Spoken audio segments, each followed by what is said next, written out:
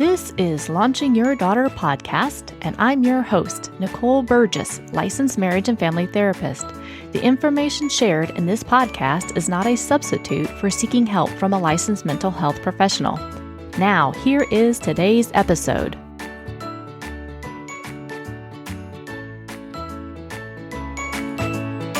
Episode 28. Welcome, everybody. Today's guest is Amy Morton, who is a licensed clinical social worker, psychotherapist, and a lecturer at Northeastern University. She is also a keynote speaker, parent-teen expert, and child discipline expert for verywell.com, and she's the best-selling author of 13 Things Mentally Strong People Don't Do. I watched Amy's TED Talk recently, which is called The Secret of Becoming Mentally Strong, and I am so excited to speak with her today about how parents and teens can build resilience. So thank you, Amy, for being on today and sharing your work with my listeners. Thanks for having me. So I would love if you could tell the audience a little more about you and kind of a little bit about your book that you wrote. Sure. I started out as a therapist, and that was my main career. And then over the years, my career sort of took this strange left-hand turn and became an author. But when my career started in about 2002, and I was seeing mostly kids in my therapy office, and things are going pretty well. And then my mother passed away very suddenly, and it sort of launched my interest in mental strength and figuring out how do you go through tough times and become mentally strong. And it wasn't just about teaching other people how to do it, but it also launched my personal journey into figuring that out. And then on the 3-year anniversary of when my mother passed away, my 26-year-old husband died of a heart attack. Wow. And again, just sort of launched my idea of how do you go through really tough times and eventually come out stronger. And during that time, after my husband passed away, I didn't want to change everything all at once. And one of the things I didn't want to change was I didn't want to have to move. But he was our primary breadwinner. So once I was down to one income, I had to get creative and figure out how else do I earn money. And one of my side jobs was writing articles, and I was able to do that in the evenings and weekends and whenever I had the opportunity. And so writing became a little bit of a part-time job over the years, and I just kept writing, and eventually I wrote this article, 13 Things Mentally Strong People Don't Do, and it went crazy viral. I think 30 million people read it online. Wow.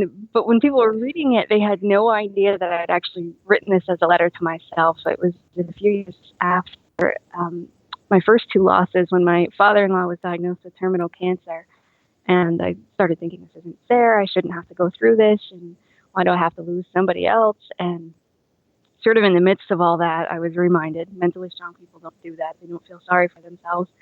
And I sat down and I wrote this list, and of all the things mentally strong people don't do, to remind myself of all the things that would hold me back or keep me stuck. And so I published it to the web, thinking maybe it'll help somebody else. And then it went viral, and I got the opportunity to write a book. And so ever since then, in 2013, when I first wrote the article, things have really changed. Now I really focus on mental strength, and I do a lot of speaking and really help people figure out, how do you give up those bad habits that keep us stuck? And as a therapist, we usually focus on good habits. And this was really the first time that I really wanted to talk about, it's great to focus on your strengths, but sometimes you also have to focus on those couple of things that can keep you stuck and hold you back. Because when you get rid of those things, it makes your good habits in life much more effective. Absolutely. Absolutely. So yeah, through all of this, through the tragedies, through the losses, it's really coming back, as you're talking about, that resilience and looking at what can you let go of, what can you challenge regarding kind of the thoughts and the belief system, so that you can truly embrace life and live more fully. So yeah, I'm glad that you were sharing that with the world. And the way you've set up your chapters in your book too, I really enjoy that. Towards the end of the book, you talk about what's helpful, maybe things that are not, and it really breaks down kind of what you kind of a review of each chapter. And at the beginning of each of the chapters, you also give great examples for how to apply these things, or where some people may have been stuck. And so could you talk a little more about how you, well, I guess maybe some of the different chapters, kind of discuss a little more with our audience about that? Sure. So since this started out as a letter to myself, and the first one was that mentally strong people don't feel sorry for themselves. That's the first chapter in the book. And, I think that that's an important one because I see so many people get stuck when they encounter rough times in life or some sort of struggle, is that they think this isn't fair, I shouldn't have to deal with this. And rather than focusing on a solution, they get stuck on the problem. Mm-hmm. And as a therapist, I see this in my office too, that sometimes people want to come in and they just want to tell me all the bad things that happened in the past 7 days. Mm-hmm. And they come back the next week and they just have another list of bad things that they've encountered. And I think that it's important to be heard and to be able to talk about your struggles. But at the same time, I think that it's not helpful to just try to get attention or to just focus on all the bad things that go on in your life. You then have to focus to, well, what can I do about this? And mm-hmm. how do I move forward? And even when you can't solve the problem, if you have a health problem or your loved one has a health problem, you might not be able to fix it, but you can still say, what can I do to make my life or somebody else's life at least a little bit better? Mm-hmm.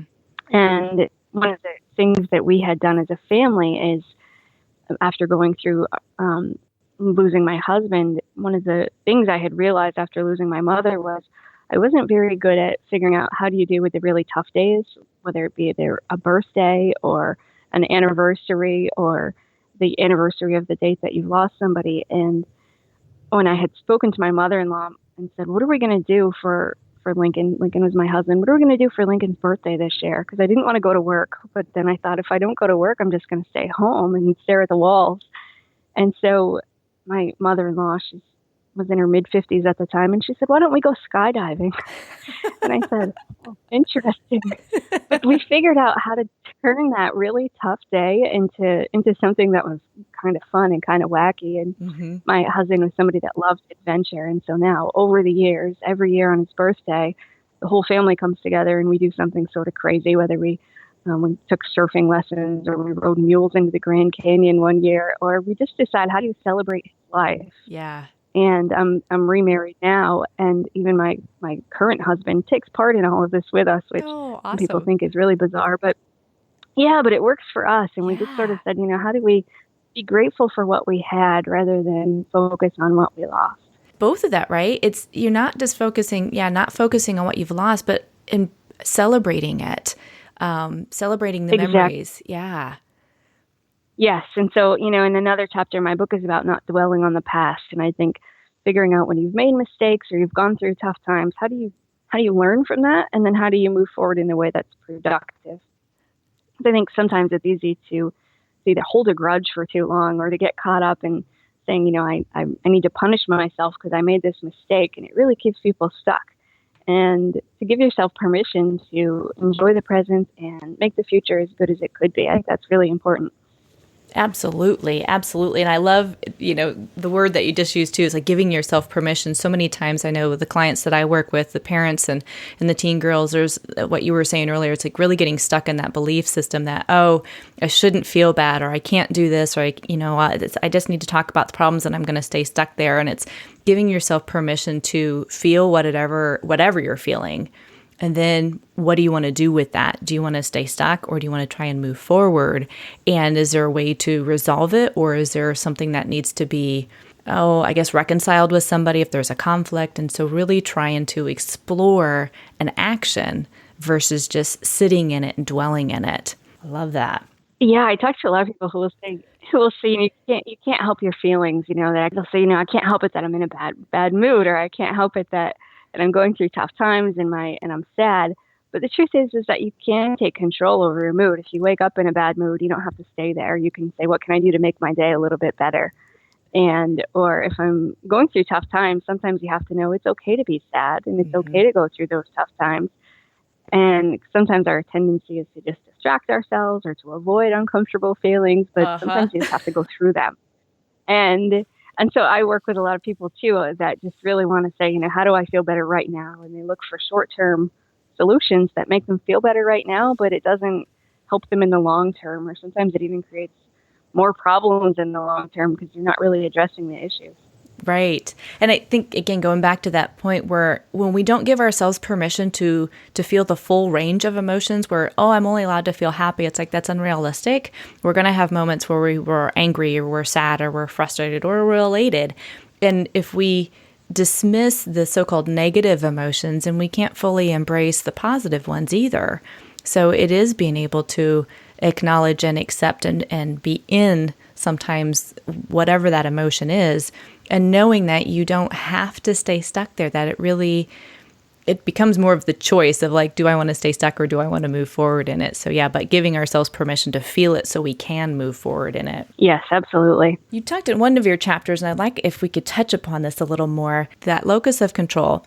I know in one of your chapters, we were talking about it earlier before we started to record, about, I guess, kind of explaining a little more about what is locus of control. It's really about knowing sort of how much control do you have in your life. And so we can either have an external locus of control, which means we think outside forces are going to dictate our lives, or you have an internal locus of control, which says, I have power over the things that happen to me. And you can also have a little bit of both, a bilocus of control, where you're sort of somewhere in the middle. And people that have an external locus of control tend to think, well, I won't even bother to apply for this job because I won't get it anyway, or nobody's ever going to hire me and there's nothing I can do about that. And really think that no matter how much effort they put in, it's not going to matter ultimately in the end. People that have an internal locus of control will say, okay, if I study really hard, I could do a good job on this test. Or if I prepare really well for this interview, I'll increase the chances that I'll get this job. And they put all the focus on sort of improving themselves and figuring out what steps can I take. And sometimes that can be detrimental. If you have somebody who has an extreme internal locus of control, then they'll say, well, I did everything I could and I still didn't get that job, so it must be because I'm not good enough, rather than recognizing that maybe you were up against somebody who was just more qualified and has 25 years more experience than you do. And so sometimes it's just a matter of being somewhere in the middle, being able to say, okay, there's a lot of things I can control in my life, but then accepting, okay, there's certain things I can't. I can't control the weather. I can't control what other people do or how other people feel or how people react to me. I can just control what I say and how I behave, and figuring out where that line is for you, and figuring out how do you control the things that you can in life. How do you focus on that so that you don't waste your energy on all those other things that aren't going to matter, you have no control over. But then also relinquishing the fact that I can't control how other people feel. I can't control what other people do. It's just up to me to focus on what I can control in life. And I think when people start to do that, they're able to make incredible changes and sort of these leaps and bounds in their life of getting to the next level of success, because all of their time and their energy goes to the things that they do have control over. I totally agree. I'm sitting here shaking my head. You can't see it, but I am shaking my head going, that's it. That's absolutely it. And I know I have these conversations weekly with parents because in a way, that old thought process, right, of I got to control my kids. And with the teens, once a kid's past 2 years old, you can't control the other human being. It's about setting those boundaries and limits so that they understand where things start and stop. But it's really that acknowledgement, too, that you're not in control of anybody else's emotions, nor responsible for them. That person is. And so when you start to recognize that, oh, I'm responsible for my own emotions, and I can share that with somebody else in a responsive way versus a reactive way, that dialogue really begins to open up between the parent and the teenager. And it's so helpful. So I just loved how you explained that too, that you can have an extreme on either end, whether too much internal or too much external, but there's a nice balance between that when you start to recognize, oh, the only thing I truly have control over in life is myself, and that's it.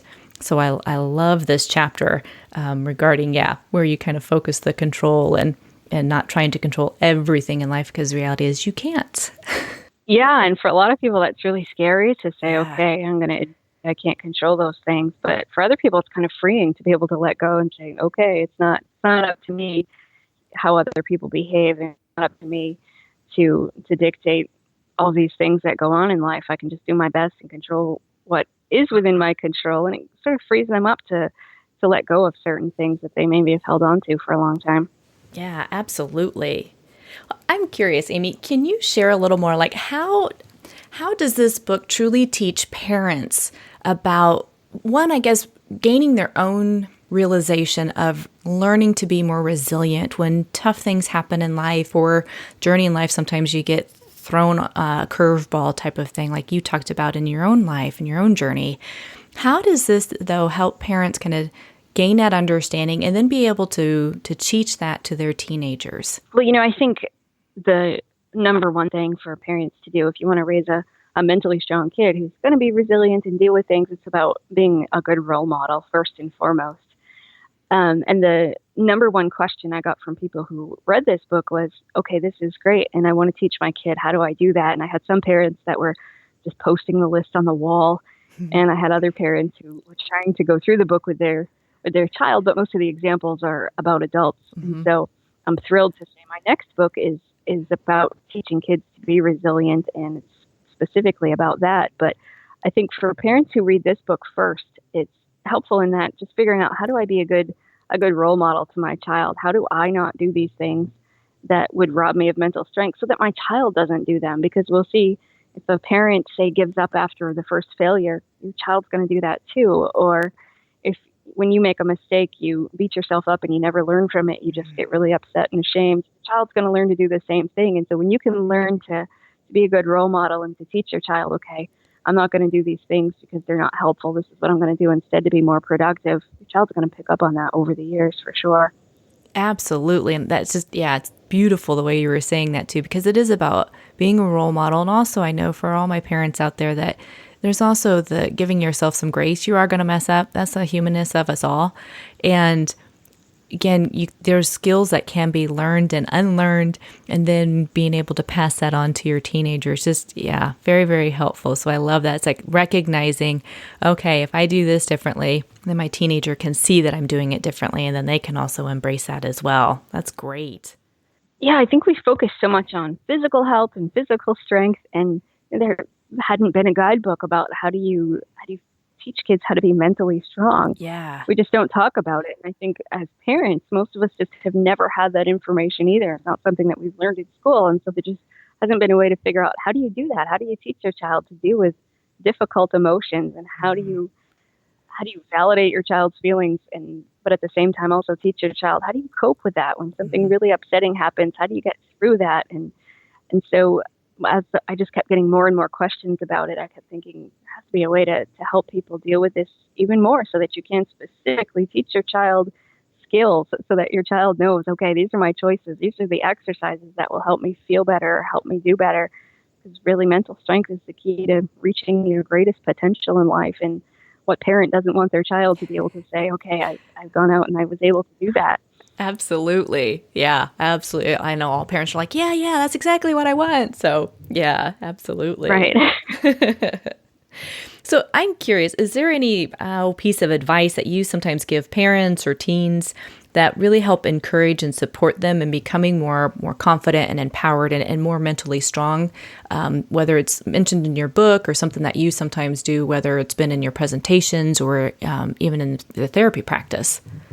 I guess one big thing, and it's a fairly simple thing, but I think it makes a big difference, is just being really careful of the language that you use that sometimes implies that you're a victim, because what you say really has a lot to do with how you think, and then that's how you feel, and sort of the beliefs that you have. So if you can change the words that you use, sometimes that just really chips away at those beliefs that say I'm a victim. So for example, I'll see a lot of people who say, well, maybe it's a teenage girl who says, well, I have to do my homework tonight.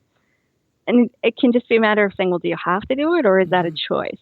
And the fact is, it's a choice. Well, I'm choosing to do my homework because I don't want to face the consequences if I don't, or because I want to make sure I get a good grade in science class. Or I'll see teenagers who will say, my teacher makes me feel so bad about myself. And it's for parents to be able to help kids know that nobody can make you feel anything about yourself. Yeah. And to be able to say, well, even if your teacher says you failed that test or you're not doing a very good job in her class, it doesn't have to affect your self-worth unless you let it. And even for kids who say, my parents make me clean my room, do they make you clean your room, or is there a consequence if you don't clean your room? And I think it's a habit that most of us are into. I still do it some days too. I'll say, I have to go grocery shopping, or I have to do something. And I still catch myself to say, well, I don't have to. It's a choice. And I'm fortunate enough that I'm able to do these things in life, or I'm doing this because I don't want to face the consequences, or I want the reward, or whatever it is. But I think when we can chip away at those, just the language that we use that implies we're a victim, it really empowers us to know I'm in control of my own life. It's up to me to decide what I do and who I spend my time with, and what kind of a life I want to create for myself. And I think if parents can start doing that with kids at an early age, they'll be really empowered to grow up knowing I can do whatever I want with my life. And that's a really different thing from the kid who grows up thinking, oh, I have to get a job and I have to earn money just so I can pay my bills, and they feel really stuck in life. Yes, so true. I mean, I love just those quick little reframes between I have to versus no, this is a choice. And yeah, it is very free and very empowering. So I love that. That is awesome. So I'm curious to go back to that example, Amy, you were talking about there regarding the choices, right? And that in those choices, we have consequences for it. And in chapter 6, you were talking about those calculated risk. And I think that's important to know too, that for the teenagers, like if I don't study for the test, yeah, there's a greater risk that you're going to do poorly and either have to retake it or do extra credit or something like that to make up that information. I'm curious, can you talk a little bit more regarding how that calculated risk can kind of help parents regarding, again, teaching their kids to be more mentally strong? Yeah, I think we often don't do a very good job of teaching people how to calculate risk, right? And so for teenagers, and for adults too, it's often about how we feel. So if something feels scary, then we think it must be really risky. And so for a kid who, say, has a presentation in front of class tomorrow, but he thinks, oh, people are going to make fun of me, I can't do that. So he might want to call in sick or not do his homework that night because he thinks it's just too scary, I can't do it. And for parents to be able to teach kids, well, just because something feels scary doesn't mean it's risky. That giving a presentation in front of the class has a little bit of social risk involved, but what are the risks of not doing it? Yeah. And if you don't do your assignment, then what's that going to do to your grade, and how could that affect your future? And for parents to really teach kids about the logic, how do you involve the logic into risk taking, and how do you look at the pros and cons of taking the risk and the pros and cons of not taking a risk, and just really teaching kids. I don't know very many parents that do that. Instead, kids will just sort of think, well, I don't want to do that, so I'm not going to, without really having the knowledge of how do you calculate risk. And I run into plenty of adults who also don't know how to do that, or they don't really have a way to do that. And so it's just based on an emotional decision. If it feels good, I'll do it. If it doesn't, I won't. And we don't really spend much time thinking about risk. Or I run into people who it's too anxiety provoking to think about sort of the pros and cons. So they just tend to be impulsive and they'll say, I'll just do that because I don't want to think about it anymore. And to really be able to tolerate some of the anxiety and to figure out, okay, what's a good idea and what isn't. And when it comes to teenagers, we know their brains are developing and they have trouble with risk, that they tend to take these impulsive actions and they do things, and adults are like, why would you do that?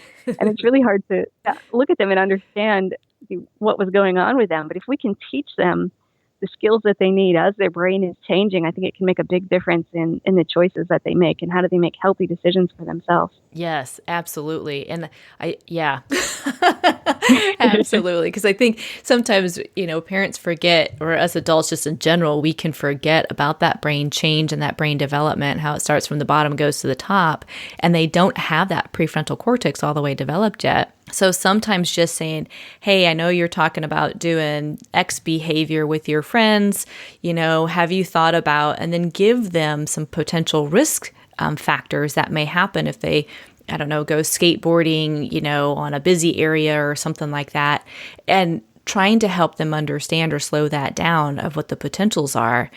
So that, yeah, is what you're talking about, is they really begin to gain that understanding, is like, oh, I need to pause for a little bit and kind of look at all the different possibilities.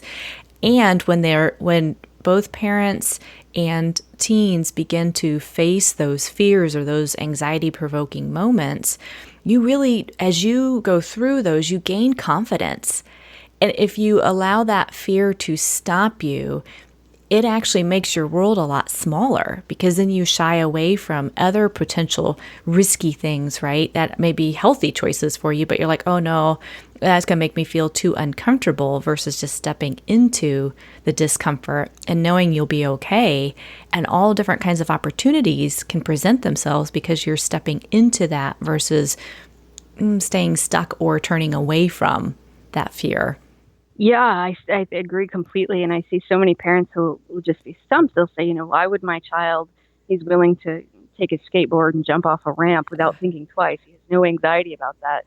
But when it comes to getting up in front of the class to talk about his science fair project, he won't do it because that's terrifying. Mm-hmm. And on a logical sense, to adults especially, it doesn't make that much sense. And I think parents are quick to tell kids the dangers. Hey, don't do that because it's a bad idea. Mm-hmm. But I also think sometimes it's important to tell kids, here are the reasons why your friends are probably doing this stuff. It's fun, it feels good, and you gain some credibility when you can at least acknowledge the good stuff that happens, and then to be able to say, and here's the reasons why you shouldn't. Because I think teenagers will say, well, all my friends are drinking and they say it's a great time. Uh-huh. My mom said it's bad.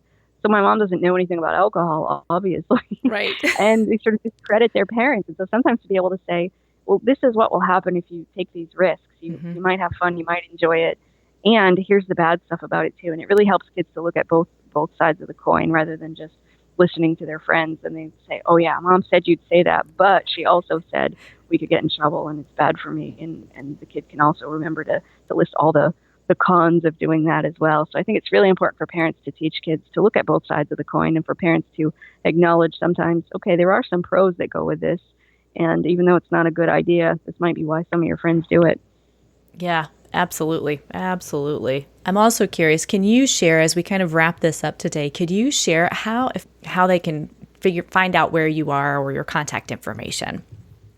Sure. The best way is my website, which is Amy Morin, Morin, LCSW, as in licensed clinical social worker.com. And on my website, I have a blog, and there's a link to my TED Talk and more information about my book and all the other things that I do and articles that I write. Awesome. And I will have all of that in the show notes. So if you're out and about right now and you can't write that down, no worries. Just go to my website, launchingyourdaughter.com, and it will all be in the show notes there. So you can find out more information about Amy.